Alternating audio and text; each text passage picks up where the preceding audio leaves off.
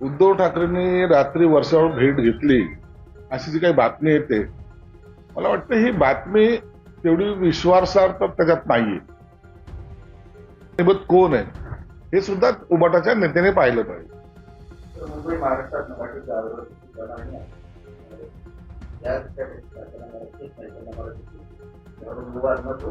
आणि त्याच्याची भूमिका मराठीचा वाद असला कशाला पाहिजे. मराठी महाराष्ट्रात राहतात ना, तो मराठी बोललंच पाहिजे. तुम्ही कर्नाटकामध्ये गेल तर कर्नाटकी शिकता ना, बंगालमध्ये बंगाली शिकता ना, परंतु महाराष्ट्रामध्ये जर आम्ही असा एखादा मुद्दा एखाद्याने उपस्थित केला की मराठी बोललं पाहिजे, तर त्याच्यावर वाद कशाला घालतात. आणि ह्या भूमिकेशी प्रत्येकजण सहमत आहे. जो महाराष्ट्रात राहील त्यांनी मराठी बोललं पाहिजे, शिकलं पाहिजे. आणि येथे जेव्हा व्यवसाय करतो आपण, इथं स्थायिक झालेलो आहोत, त्या टायमाला भाषेचा जो आग्रह आहे तो मला वाटतं रास्त आहे. आणि त्या भाषेप्रमाणेच ज्या ज्या राज्याची जी भाषा आहे त्याप्रमाणेच माणसांनी वागलंही पाहिजे. म्हणून मराठी ही सगळ्याला सक्तीची असली पाहिजे, परंतु त्यांना जर काही कालावधी लागत असेल तर निश्चित त्याने ती मराठी शिकून घेतली पाहिजे. शिवाजी कोणाच्या वाद चालू आहे आणि निर्माण करण्याचा संजय गायकवाडना समजली 40 वर्षानंतर पुन्हा वाद करण्याची गरज नाही मुख्यमंत्री गायकवाड सांगतो. आपण स्वीकार केल्यानंतर सरकारचे प्रकाश आता तो वाद मला वाटतं भेटला पाहिजे. एकनाथ शिंदे साहेबांनी समजही दिलेली आहे. संजय गायकवाडने त्या प्रकारामध्ये माफी मागितली तर स्वतः एकनाथ शिंदे साहेबांनी सांगितलंय. म्हणून आता तो प्रकरण पुन्हा काहीतरी चिघळत ठेवणं हे बरोबर नाहीये. आता ते प्रकरण या ठिकाणी संपलं पाहिजे.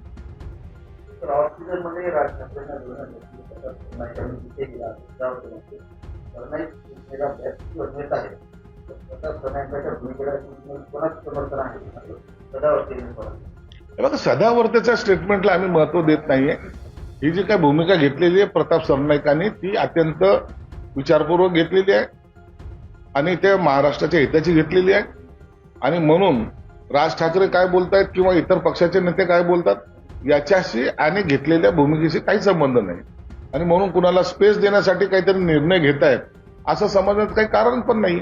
परंतु सदावर्तेला आता त्यांच्यातही काहीतरी आपसामध्ये भांडणं लावण्याचा काही जो प्रकार आहे तो मला वाटतं तो योग्य नाही. आणि अशा प्रकारे बोलून असलेला मुद्दा भरकटवणे हा त्यांचा असलेला जो काही उद्योग आहे मला वाटतं त्यांनी तर थांबलं पाहिजे.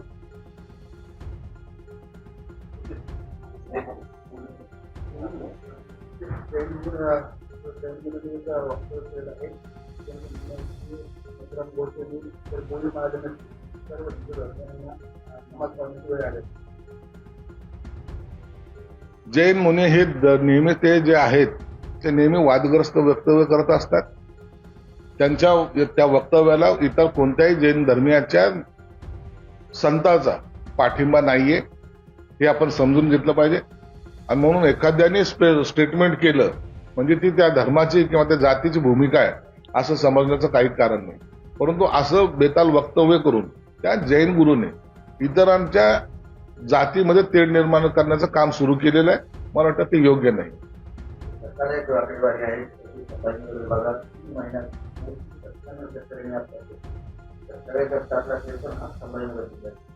मराठवाड्यामध्ये जी दुष्काळी परिस्थिती आली, अतिवृष्टी झाली, गारपीट झाली आणि जो शेतकरी या शेतीमालावर आपलं जीवनाचा उदरनिर्वाह करतो त्यांना काहीच साधन आता हातात उपलब्ध नाही की काय अशी परिस्थिती झालेली आहे.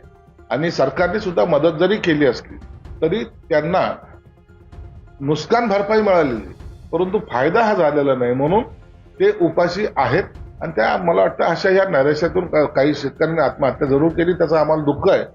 परंतु भविष्यामध्ये सुद्धा अशा घटना घडू नये किंवा असा प्रसंग जर आला तर सरकारने त्याच्यावर उपाययोजना ह्या केल्या पाहिजेत.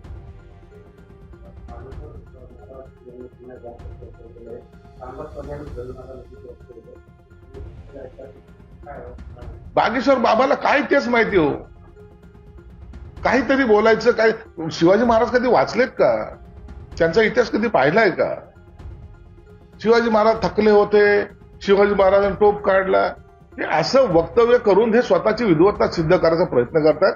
मला वाटतं बागेश्वर बाबांनी आता बाबागिरी सोडून द्यावी आणि राजकारणात यावं, हे त्यांच्यासाठी योग्य राहील. इतर गोष्टीवर असा जनसमुदाय आपल्याला ऐकतोय म्हणून कोणतंही स्टेटमेंट देऊन लोकांच्या डोक्यामध्ये काहीतरी राग घालण्याचं काम त्यांनी करू नये. सरकारने अपात्र राज्यापर्यंत 11% वसूल केली. वसुली मला वाटतं आता अद्यापर्यंत केलेली नाहीये. निश्चित ज्यांनी चुकीच्या पद्धतीने फायदा घेतला असेल तर त्यांना नोटीस जरूर दिल्या असतील, परंतु वसुली कुठे झालेली नाही. छत्रपती संभाजीनगरमध्ये मारणं, गोटमार करणं, दिवस वाढतच चालले. ते प्रमाण कुठेतरी पुणेनगर ह्या भागामध्ये मोठ्या प्रमाणात सफल झालं. त्याला मोठ्या प्रमाणात गुन्हेगारी 15 आतापर्यंत पोलीस आपण पालकमंत्री मी कालच पोलीस आयुक्तांना याबाबत विचारणा केलेली आहे. गेल्या महिनाभरामध्ये जवळपास 4-5 जे खून झालेले आहेत, ड्रग्सचं वाढतं प्रमाण इथं लक्षात आलेलं आहे आणि ही संघटित गुन्हेगारी ज्याला म्हणता येईल त्या पद्धतीच्या प्रत्येक विभागामध्ये तयार होत चाललेली. पुंडलिकनगरच्या पोलीस स्टेशनला दर दिवशी नवीन नवीन गुन्ह्याचा प्रकार तिथं समोर येतो. म्हणून पोलीस कमिशनरला सुद्धा कडक कारवाई करायचे मी त्यांना आदेश दिलेले आहेत.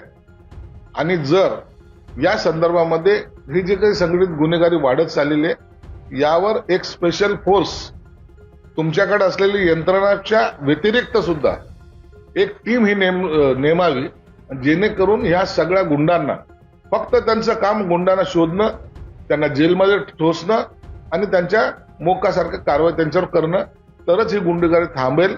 नसता सर्वसामान्य छोटा मोठा गुन्हेगार सुद्धा रस्त्यावर चाकू घेऊन फिरताना आपल्याला दिसतोय.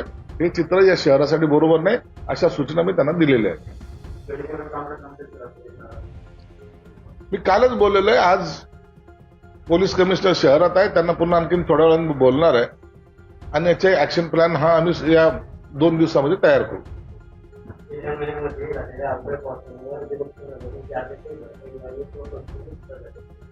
नाही, पंचनामे सुरू झालेले आहेत.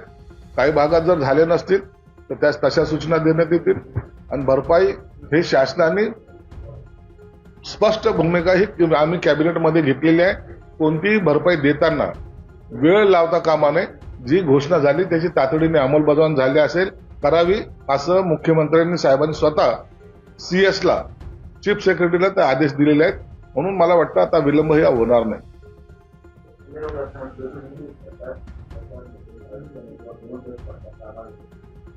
मराठी राज्य आहे, मराठी आहे त्या महाराष्ट्राच्या एका वेळेला महाराष्ट्रात 2 दशक मराठी बोलून जगात त्यांच्यापासून. संजय राऊतने मला वाटतं ही पॉझिटिव्ह भूमिका पहिल्यांदा घेतली, त्याबद्दल त्यांचे धन्यवाद. मराठीचा मुद्दा हा सर्वांसाठी महत्वाचा आहे. पक्ष कोणताही असो, सत्तेमध्ये कोणीही असो, तुम्हाला मराठी ही तुमची अस्मिता आहे. त्या अस्मितेला कोणी जर ठेस पोहोचत असेल त्या टायमाला सर्वांनी एकत्रित येऊन त्या संदर्भामध्ये आपली भूमिका मांडली पाहिजे. एखाद्या वेळेला बोलत असताना तिथं म्हणजे चुकीचा मेसेज जाऊ नये म्हणून त्यांनी कदाचित थांबवलं नसेल. परंतु बागेश्वर बाबाच्या कोणत्या स्टेटमेंटला कुणाचाही सपोर्ट नाहीये.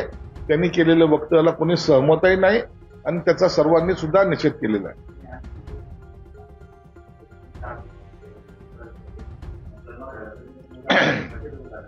हिंदूंनी 4 केले पाहिजे का 5 केले पाहिजे? 2च्या वर मुलं झाले तर त्यांना नोकऱ्या मिळत नाहीत. मग आता ही अडचण आता बागेश्वर बाबा दूर करणार आहे का?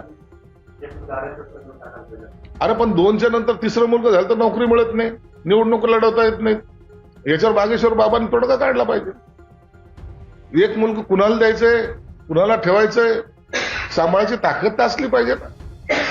म्हणून असे वक्तव्य करून समाजामध्ये काहीतरी आपण वेगळा संदेश देतोय हे करण्यापेक्षा सरकार आहे त्यांना सांगा की आम्हाला आणखी परमिशन द्या 6-6ची.